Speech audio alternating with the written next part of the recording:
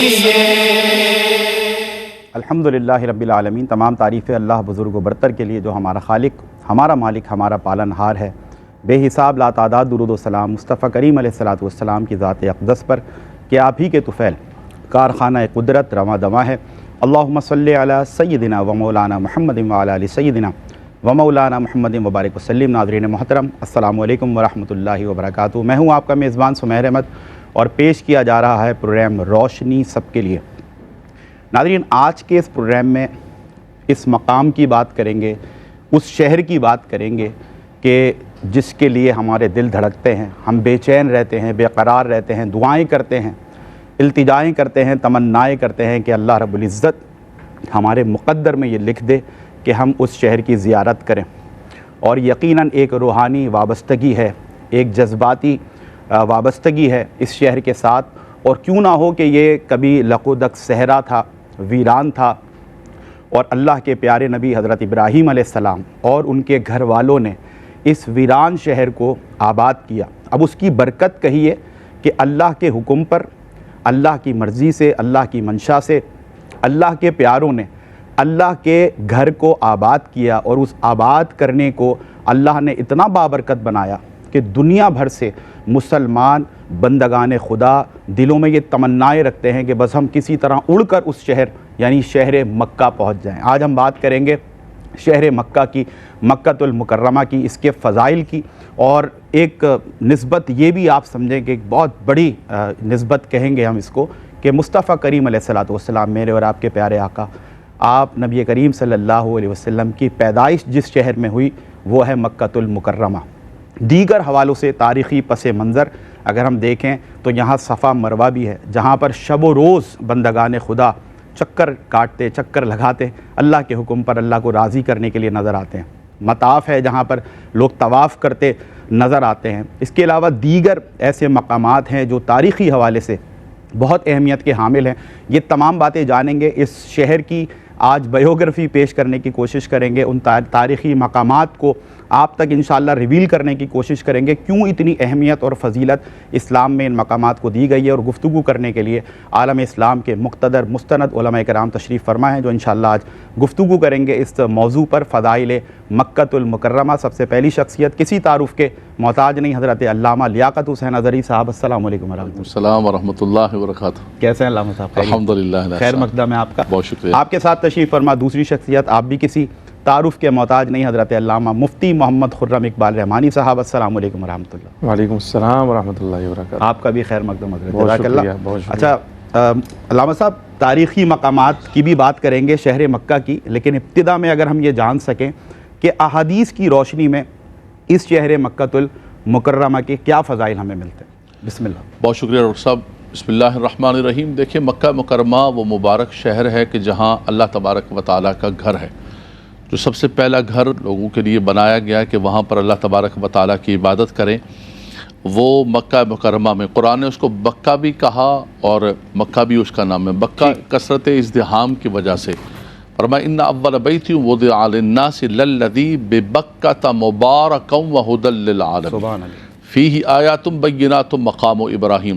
فرمایا سب سے پہلا گھر مکہ مکرمہ کے اندر بنایا گیا، تو اس اعتبار سے عظمت سب سے بڑی یہ ہے کہ اس مبارک شہر کے اندر اللہ کا گھر موجود ہے۔ سبحان اللہ۔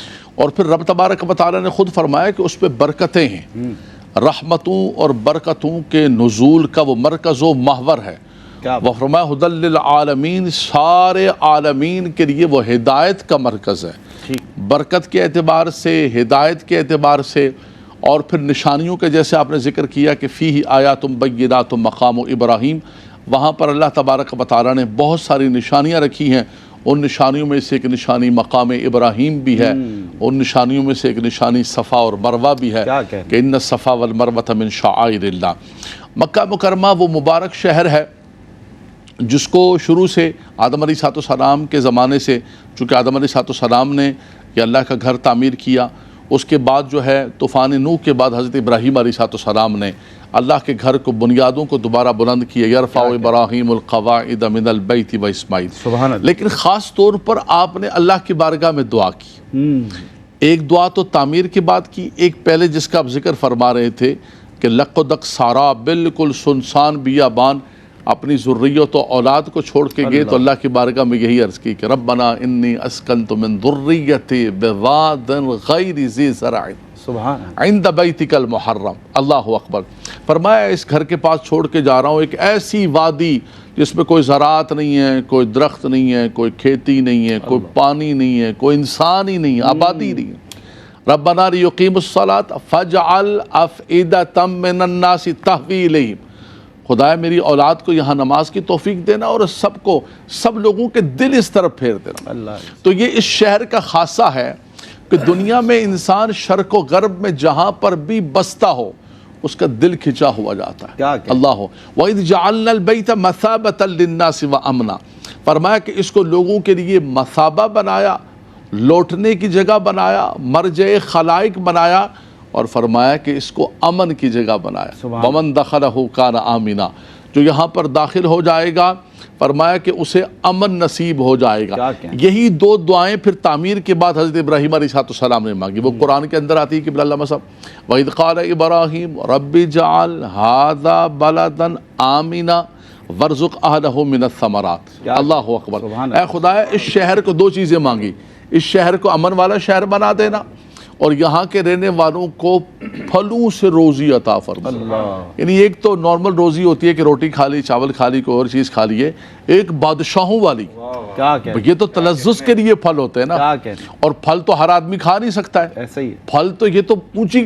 فرمایا جب مانگنا ہے رب سے تو پھر اونچا مانگو، اعلیٰ مانگو، اپنی ضروریت کے لیے آپ نے جو ہے، اور آل مکہ کے لیے، اور پھر رب تبارک و تعالیٰ۔ اب دیکھیں کہ وہاں پر کوئی پھل نہیں ہوتا ہے، دنیا جہان جو ہے وہ اپنے باغات کے اندر پھلوں کو اگاتے ہیں اور لا کے مکہ مکرمہ والوں کو پیش کرتے ہیں۔ حضور یہ لیجیے، یہ لیجیے دعائے ابراہیم خلیل اللہ کا صدقہ کھائیے آپ۔ سبحان اللہ۔ وارزق اہلہ من الثمرات من آمن منہم باللہ والیوم الاخر۔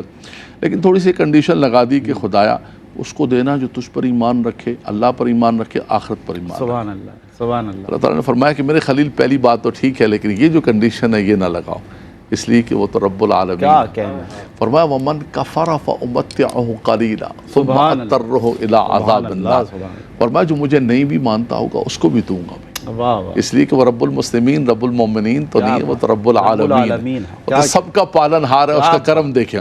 تو اللہ کے حدیث صلی اللہ علیہ وسلم نے دوسرا یہ ہے کہ خاص اس کا ایک تو مثابہ ہے، مرجع خلائق ہے، دوسرا امن کی جگہ ہے۔ والتین والزیتون وطور سینین وہذا البلد الامین۔ سبحان اللہ۔ تین کی قسم ہے، انجیر کی قسم ہے، زیتون کی قسم ہے، طور سینا بڑا مبارک مقام ہے جہاں حضرت موسیٰ علیہ السلام تشریف لے گئے، لیکن فرمایا اس مبارک شہر کی قسم، لا اقسم بہذا البلد۔ اللہ اکبر۔ فرمایا اس شہر کی قسم رب تبارک و تعالی۔ تو کتنا مبارک شہر ہے، بابرکت شہر ہے کہ اللہ تبارک و تعالیٰ اس شہر کی قسم ذکر فرما رہا ہے۔ اور جہاں تک آخر کے اندر میں کہوں گا کہ امن کی بات کہی، فرمایا جو وہاں پر آ جاتا ہے وہ امن میں آ جاتا ہے۔ فرمایا کہ وہاں اگر کوئی شکار بھی آ جائے تو فرمایا نہیں نہیں نہیں، اب شکار کو یہ بھی امن میں آ گیا ہے۔ محرم سے کہا کہ نہیں کرنا بھائی، اس شکار کو چھوڑ دو، گھومنے دو، کرنے دو۔ اسی طرح فرمایا کہ جب آخری وقت ہوگا، مشکل ترین حالات ہوں گے، قیامت کا ہم ذکر کرتے رہے، دجال آئے گا، فرمایا وہ دجال مکہ اور مدینہ کے اندر داخل نہیں ہو سکے، اس لیے کہ جو وہاں پر آ گیا ہے وہ امن کے اندر آ گیا۔ وَمَن دَخَلَهُ كَانَ آمِنًا۔ کیا کہنا اس شہر کی عظمتوں کا، رفعتوں کا، کہ جو ایک بار سبحان اللہ کہتا ہے 1,00,000 سبحان اللہ۔ مسجد حرام چونکہ حرم کے اندر، مکہ مکرمہ کے اندر، سبحان اللہ۔ فرمایا کہ جو ایک قرآن ختم کرتا ہے 1,00,000 قرآن کے ختم کرنے کا اجر و ثواب۔ کیا برکت۔ ڈاکٹر صاحب اس پروگرام کی وساست سے جتنے حجاج کرام جا رہے ہیں، میں ان سے صرف ایک جملہ کہوں گا کہ یار بازاروں میں سب چیزیں ملتی ہیں، اب تو ہر جگہ اس چیزیں آ رہی ہیں، وہاں جو چیز ہے وہ یہ ہے کہ حرم کے اندر بھی ایک قرآن ختم کر لینا، اور مسجد نبوی کے اندر 1,00,000 قرآن کا رب تبارک، وہاں نیکیوں کا گریڈ بڑھ جاتا ہے۔ لیکن یہ بھی یاد رکھیے گا، اللہ اکبر، حرمت والے مہینے ہوں یا حرمت والی جگہ ہو، فلا تظلموا فیہن انفسکم، وہاں اپنی جانوں پر ظلم نہ کرنا۔ وہاں جہاں نیکیوں کا گریڈ بڑھ جاتا ہے وہاں گناہ بھی ڈبل ہوگا، اس لیے پکڑ بھی سخت ہے۔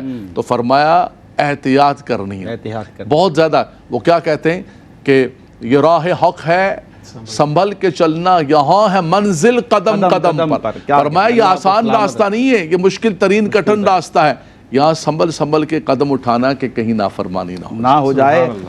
ہم کسی بڑے مرتبے والے کے گھر چلے جائیں، کسی منسٹر کے گھر چلے جائیں، کسی وزیر کے گھر چلے جائیں، واقعی میں جس طرح علامہ صاحب نے فرمایا، بس ایک مثال دے کر سمجھانے کے لیے کہ قدم قدم پر ہم بڑی احتیاط کرتے ہیں، ہم سے ایسا کوئی بیہیو نہ ہو جائے، ایسا کچھ ہم سے عمل نہ ہو جائے کہ جو وہاں کا پروٹوکول ہے وہ متاثر ہو۔ تو بہرحال یہ تو مطلب کائنات کے بادشاہ کا گھر ہے، یہ تو بادشاہوں کے بادشاہ کا گھر ہے۔ جب اللہ کے گھر میں آپ ہیں تو پھر جس طرح علامہ صاحب نے فرمایا، اللہ ان کو جزائے خیر دے، آپ نے ایسا ماحول بنایا حضرت، دل کے گہرائیوں سے آپ کو مبارکباد بھی، اللہ آپ کو جزائے خیر بھی دے۔ لیکن بلا مبالغہ عرض کر رہا ہوں، بس دل کر رہا ہے کہ پر لگ جائیں اور ہم اڑ کر اس شہر مکہ پہنچ جائیں، اللہ تعالیٰ ہم سب کو لے کر جائے، اور جو وہاں پہنچ گئے اللہ تعالیٰ ان کے حج کو اپنی بارگاہ مقدسہ میں قبول فرمائے۔ مزید سوالات ہیں، تاریخی مقامات ہیں اس شہر مکہ کے، انشاءاللہ ان پر بھی گفتگو کریں گے، لیکن ایک مختصر سا وقفہ حائل ہے، تو آپ سے ہوتی ہے ملاقات ایک بریک کے بعد۔ ویلکم بیک ناظرین، بریک کے بعد آپ کا خیر مقدم ہے۔ فضائل مکۃ المکرمہ آج کا موضوع، اور بہت ہی خوبصورت سیر حاصل گفتگو ابتدا میں حضرت علامہ لیاقت حسین اظہری صاحب نے فرمائی، اور آپ کے ساتھ تشریف فرمائے مفتی محمد خرم اقبال رحمانی صاحب۔ اس سے قبل کہ حضرت میں آپ سے یہ سوال کروں، یقیناً مختلف جو مقامات ہیں، تاریخی مقامات، ان کا ذکر کرنے کی کوشش کریں گے کہ تمام جو ایسی چیزیں ہیں جو لازمی ڈسکس ہونی چاہیے اور ہماری یوتھ خاص طور پہ جاننا چاہتی ہے، انشاءاللہ اس حوالے سے بات کریں گے۔ سر، بالخصوص حج کے ایام میں ہم دیکھتے ہیں ایک جبل ہے، ایک پہاڑ ہے، کہ جب احرام پہنے ہوئے بندگان خدا اس پر موجود ہوتے ہیں تو ایسا لگتا ہے کسی نے سفید چادر جو ہے نا وہ پہنا دی اس کو، اور سب التجائیں کرتے، گڑ گڑاتے ہوئے اللہ رب العزت کی بارگاہ میں دعائیں کرتے ہوئے نظر آتے ہیں۔ کیا فرمائیے گا سر، کیا فضائل ہیں، کیا امپورٹنس ہے، کیا سگنیفیکینس، کیا اہمیت ہے تاریخ اسلام میں اس جبل نور کی؟ بسم اللہ الرحمن الرحیم، والصلاة والسلام علی رسول الکریم، اما بعد۔ اصل میں آپ نے جو سوال پیش کیا ہے اس میں تھوڑا سا اشتباہ مجھے لگ رہا ہے، چونکہ جبل نور پہ حجاج کرام احرام پہن کر نہیں جاتے، ٹھیک، وہ جبل رحمت ہے، صحیح ہے، صحیح، میدان عرفات میں جہاں حجاج کرام احرام پہن کر موجود ہوتے ہیں، بالکل ٹھیک۔ اور جبل نور بھی اپنی جگہ بڑی اہمیت کا حامل ہے، اور جبل رحمت بھی اپنی جگہ بڑی اہمیت کا حامل ہے۔ سچی بات تو ہے جس طرح قبلہ علامہ صاحب نے ارشاد فرمایا کہ یہ شہر مکہ مکرمہ اللہ کے خلیل نے اس کو بسایا ہے، پھر اس کے بعد جو اس کی عظمتوں کو چار چاند لگے وہ اللہ کے حبیب کے قدموں کی وجہ سے لگے، اللہ اکبر، کیا اور جہاں جہاں حضور جاند عالم صلی اللہ علیہ وسلم کے قدم لگے، ایک ایک ذرہ مقدس ہوتا چلا گیا، کیا بات ہے، ایک ایک ذرہ جو ہے نور والا ہوتا چلا گیا، بے شک بے شک۔ لیکن کچھ مقامات خاص طور پہ ایسے ہیں جن کو پیارے آقا صلی اللہ علیہ وسلم نے بڑی خاص شفقتوں سے نوازا ہے، یعنی حضور نے شفقت فرمائی ان مقامات پر، واہ واہ، کہ ان مقامات پر کچھ خاص لمحات، کچھ خاص اوقات پیارے آقا نے گزارے ہیں، انہی میں سے ایک جبل نور بھی ہے۔ اچھا، ویسے پہاڑ تو پتھر والا ہی جس طرح باقی دنیا کے پہاڑ ہیں، پتھروں کا پہاڑ ہے، لیکن اس پہاڑ کا نام ہی جبل نور ہے۔ نور کا معنی ہوتا ہے روشنی، روشنی، اور یہ جو نور ہے یہ نور حقیقی بھی ہے اور معنوی بھی ہے۔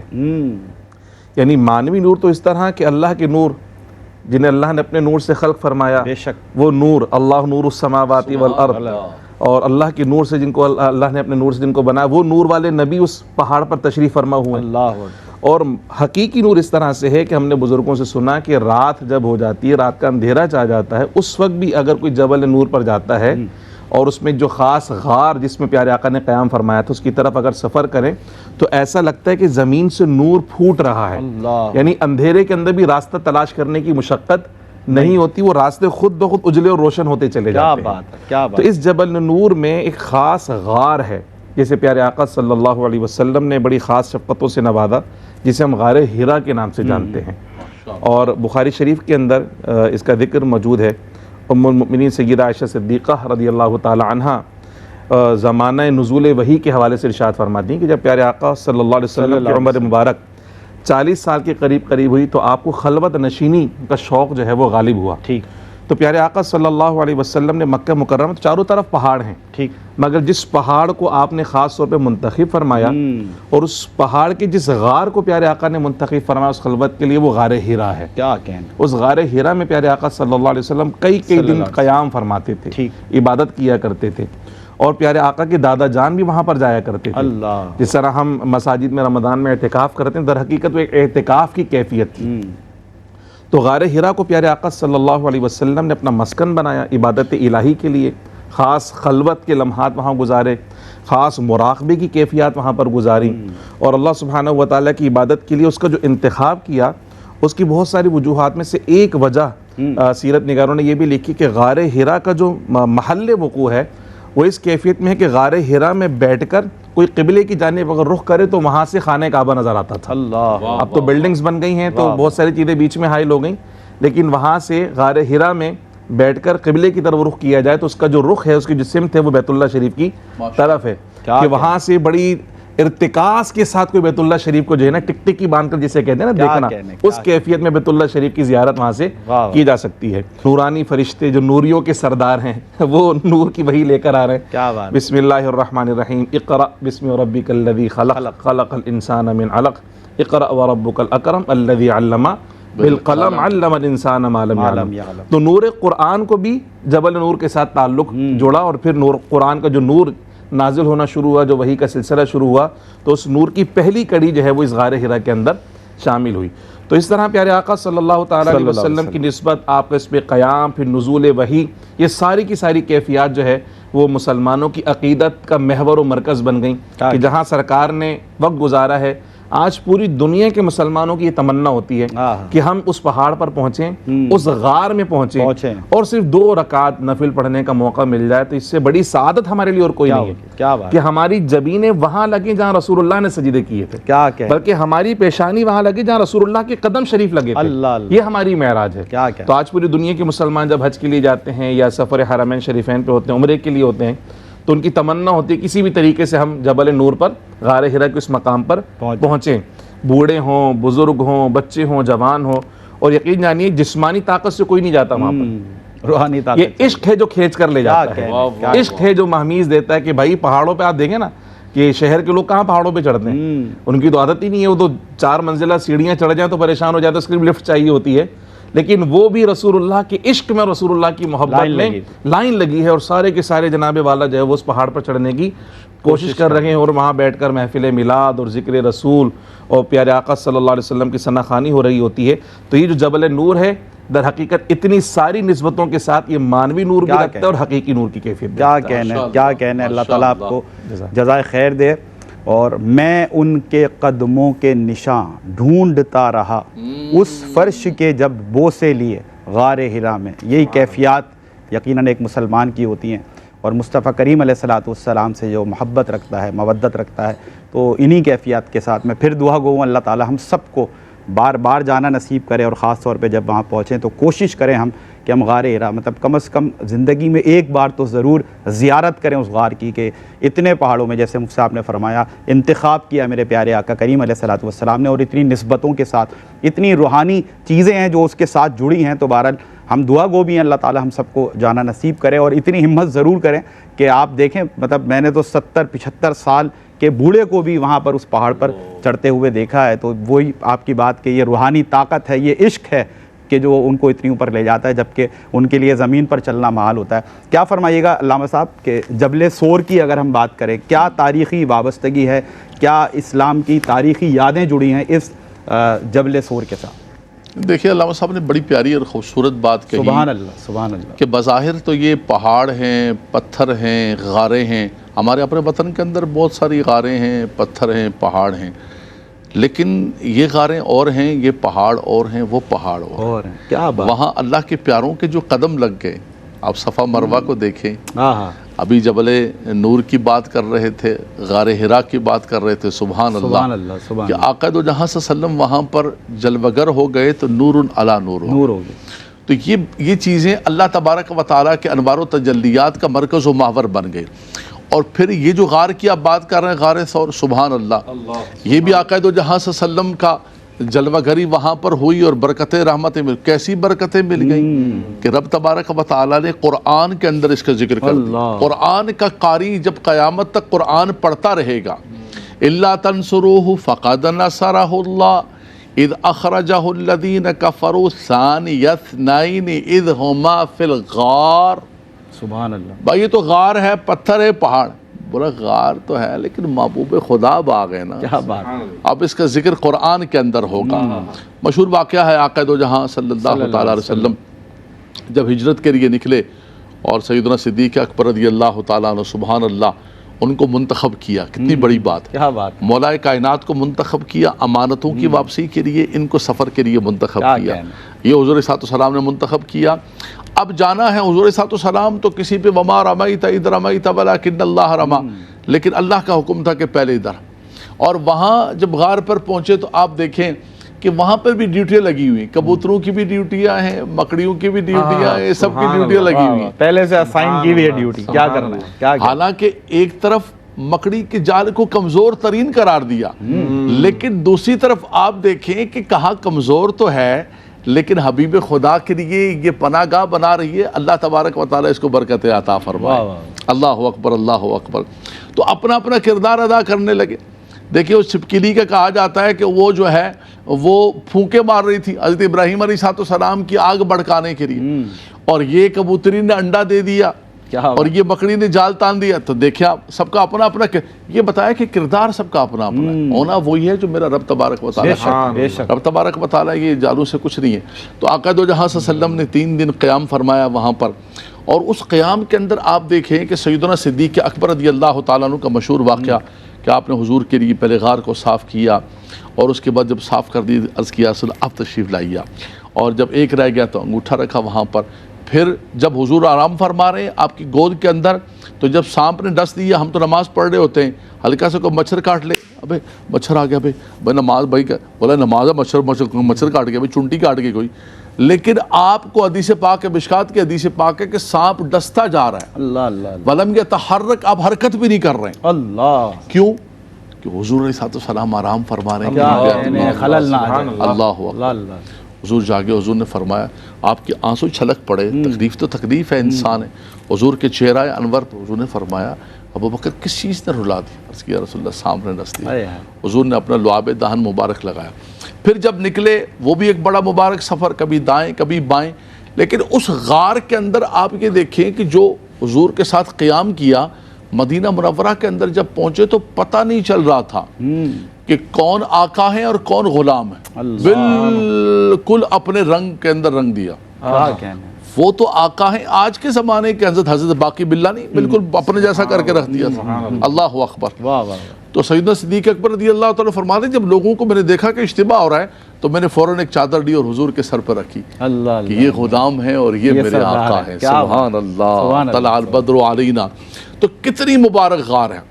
اذ ہما فی الغار اذ یقول لصاحبہ لا تحزن ان اللہ معنا. اس غار کے اندر کیا منظر, فرمایا پریشان ہے, فرمایا ابو بکر غم نہ کیجئے اللہ ہمارے ساتھ.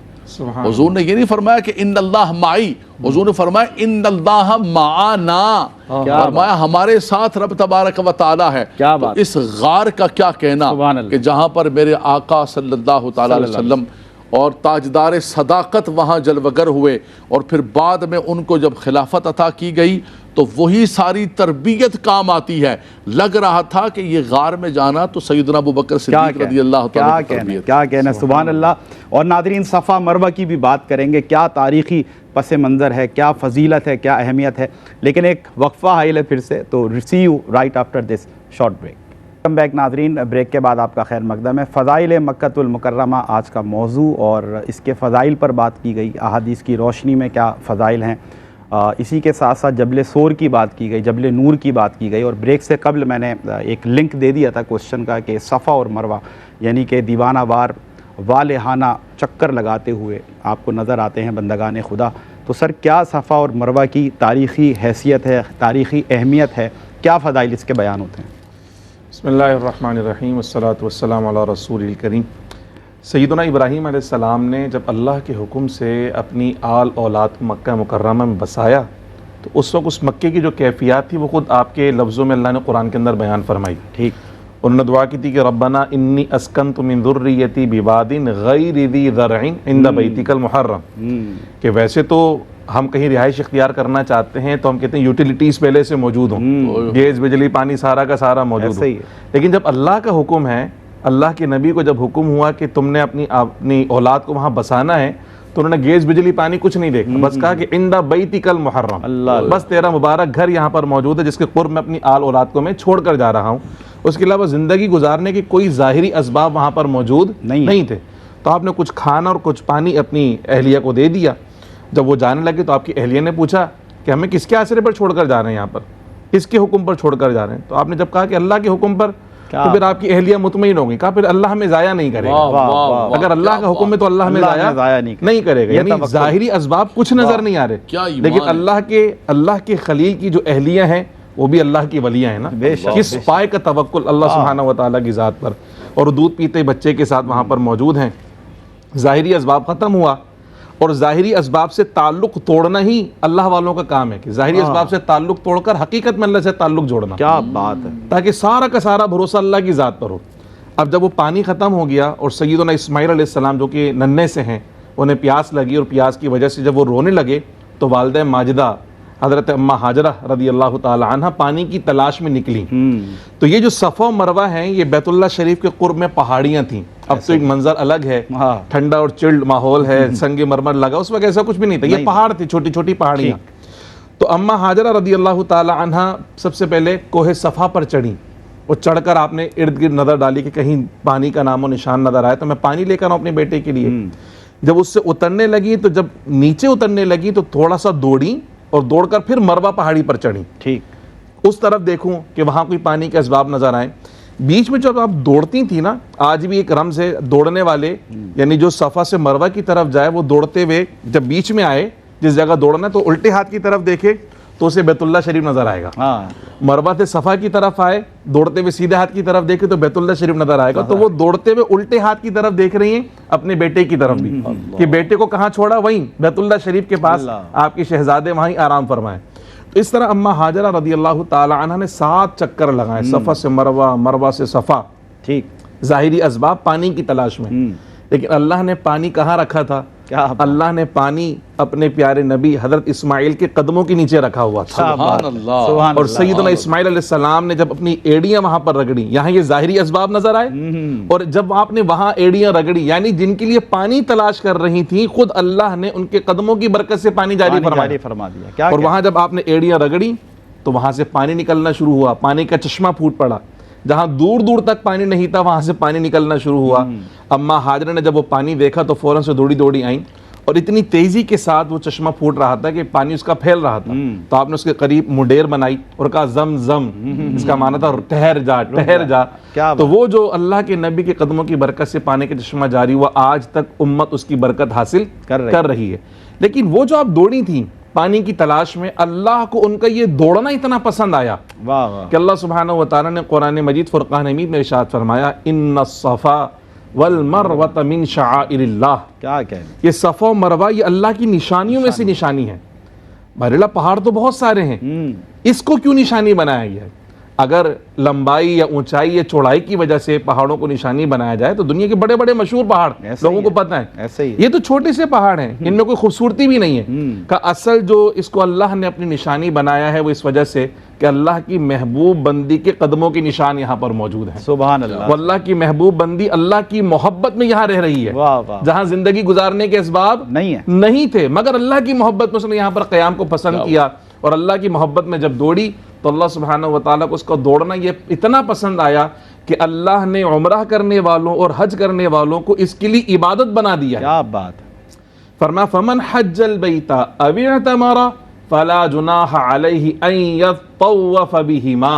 سبحان اللہ. عمرہ کرنے والا بھی جب تک صفا و مروہ کے 7 چکر نہ لگا اس کا عمرہ مکمل نہیں ہو سکتا، اور حج کرنے والا بھی طواف زیارت کے بعد جب تک 7 چکر نہ لگا اس کا طواف زیارت مکمل نہیں ہو سکتا. کہا تمہاری عبادت اس وقت مکمل ہوگی جب ہماری محبوب بندی کی سنت کو ادا کرو. کیا بات ہے. سبحان اللہ. اس زمانے جاہلیت میں وہاں کچھ بت رکھے ہوئے تھے تو صحابہ کرام کو تھوڑا سا احتراز ہوا کہ مشرکین کی مماثلت تو نہ ہو جائے گی. تو سرکار نے فرمایا نہیں، تم بتوں کے لیے نہیں دوڑ رہے، تم تو اللہ کی محبت میں دوڑ رہے بے ہو۔ شک بے شک۔ تو وہ تو پانی کی تلاش میں دوڑی، آج وہاں ٹھنڈے ٹھنڈے پانی کے کولر موجود ہیں، ٹھنڈا سامان موجود ہے، سارے کے سارے اسباب موجود ہیں بڑی کیفیت اور آسانی کے ساتھ، لیکن آج بھی وہاں دوڑنا آسان بات نہیں ہے۔ آج بھی وہاں کوئی دوڑتا ہے تو اس کو پتہ چلتا ہے کہ یہ کتنی مشقت والی ایسا ہی عبادت ہے۔ تو اندازہ لگائیے کہ اللہ کی محبوب بندی کس طرح وہاں اللہ کی رضا کے لیے دوڑی ہوں گی۔ تو اللہ کو ان کو دوڑنا پسند آیا، اور پھر اس کے بعد ہمارے لیے جو سب سے بڑی جو اس کے اندر نسبت ہے ہمارے پیارے آقا کے قدموں کی سبحان نشان۔ اللہ، ہمارے پیارے آقا نے کوہ صفا پر کھڑے ہو کر سب سے پہلے اسلام کی دعوت دی ہے۔ اللہ، پیارے آقا نے اہل مکہ کو جو سب سے پہلے اسلام کی دعوت دی وہ کوہ صفا پہ کھڑے ہو کر دی تھی، ٹھیک، تو یہ بھی نسبت یہ حاصل نسبت ہو بھی گئی۔ حاصل ہو اور سرکار جب تک مکہ مکرمہ میں رہے صفا و مروہ کی سعی آپ بھی کرتے رہے، تو آج بھی اہل ایمان پیارے آقا کی اس سنت کو ادا کرتے ہیں، اماں ہاجرہ کی سنت کو ادا کرتے ہیں، اور اللہ نے اسی محبت میں صفا و مروہ کو اپنی نشانی قرار دیا۔ کیا بات ہے، اور یہ اللہ کے محبوبین کے قدموں کی برکت ہے کہ اللہ نے یہ پہاڑیاں، اب یہ پہاڑیاں نہیں رہیں بلکہ یہ تو اللہ کی نشانیاں بن گئی، اور تا قیامت اسی طرح بندگان خدا اسی طرح چکر لگاتے رہیں گے، چاہے وہ عمرے کا موقع ہو، حج کا موقع ہو۔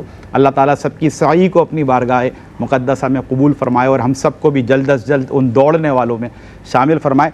کیا فرمائیے گا علامہ صاحب، کیا پروٹوکولز، کیا آداب اور کیا روحانی لطائف ہمیں اس شہر مکہ کے تاریخ میں ملتے ہیں، دین اسلام میں ملتے ہیں، تعلیمات میں ملتے ہیں، کیا فرمائیے گا؟ جی بسم اللہ الرحمن الرحیم۔ دیکھیں، ایک تو سب سے پہلے یہی ہے کہ مکہ مکرمہ کے اندر جب جائیں تو چونکہ مکہ مکرمہ کے اندر اللہ کا گھر ہے، حرم ہے، وہاں کی حرمت اور وہاں کی جو عزت ہے اس کو ملوز خاطر رکھیں۔ ٹھیک، کسی قسم کی کوئی کمی اور کسی قسم کی کوئی کوتاہی نہیں ہونی چاہیے۔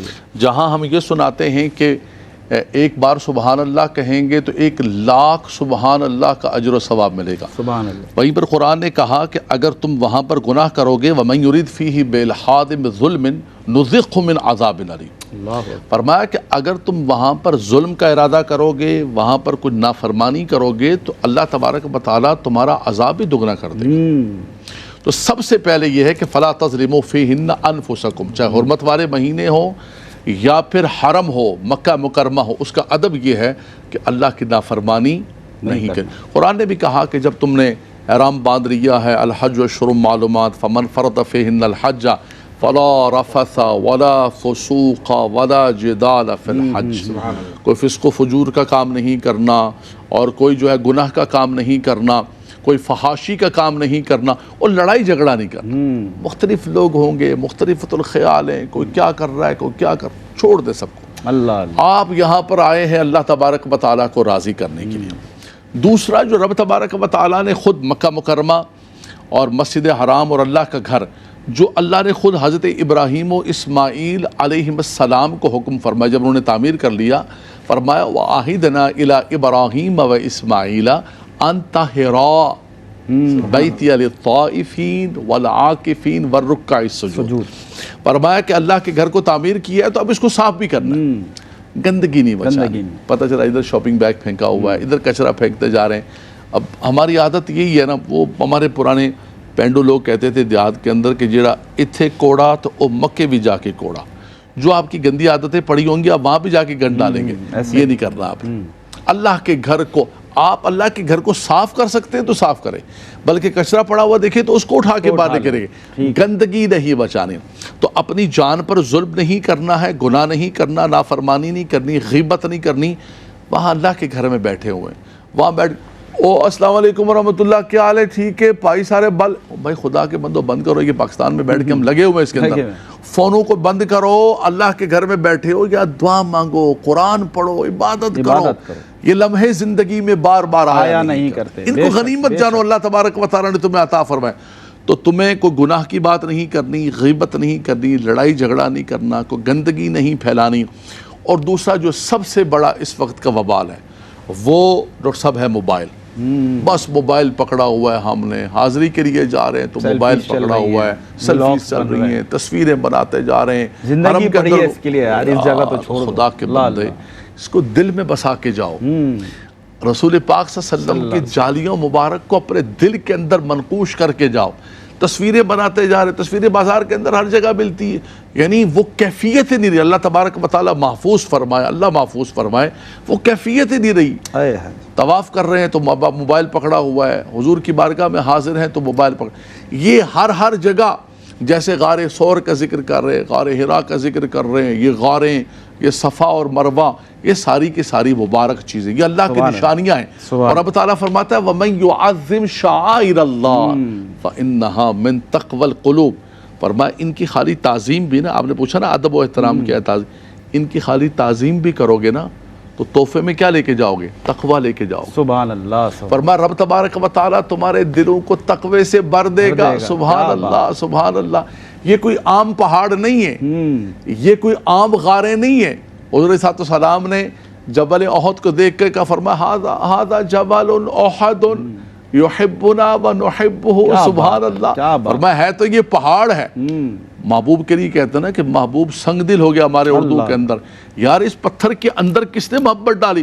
حضور فرماتے ہیں کہ یہ ہم سے محبت کرتا ہے، ہم بھی اس سے محبت کرتے ہیں۔ سبحان اللہ۔ تو یہ پہاڑ، یہ غاریں، یہ صفا مروہ، یہ ہر چیز اتنی مبارک ہے کہ آپ یہاں پر جتنا ذکر ہو سکے، جتنا قرآن ہو سکے، جتنا درود و سلام ہو سکے، لمحوں کو ضائع نہ کریں۔ یہ سارے دھندے ہمارے پاکستان میں کھابے بھی چل رہے ہیں، ہوٹلوں کے اندر سو بھی رہے ہیں، سب کچھ یہاں پر ہوتا رہے گا، کھانے پینے سونے کے لیے۔ اور اب تو ہر طرف مال ہی مال ہے۔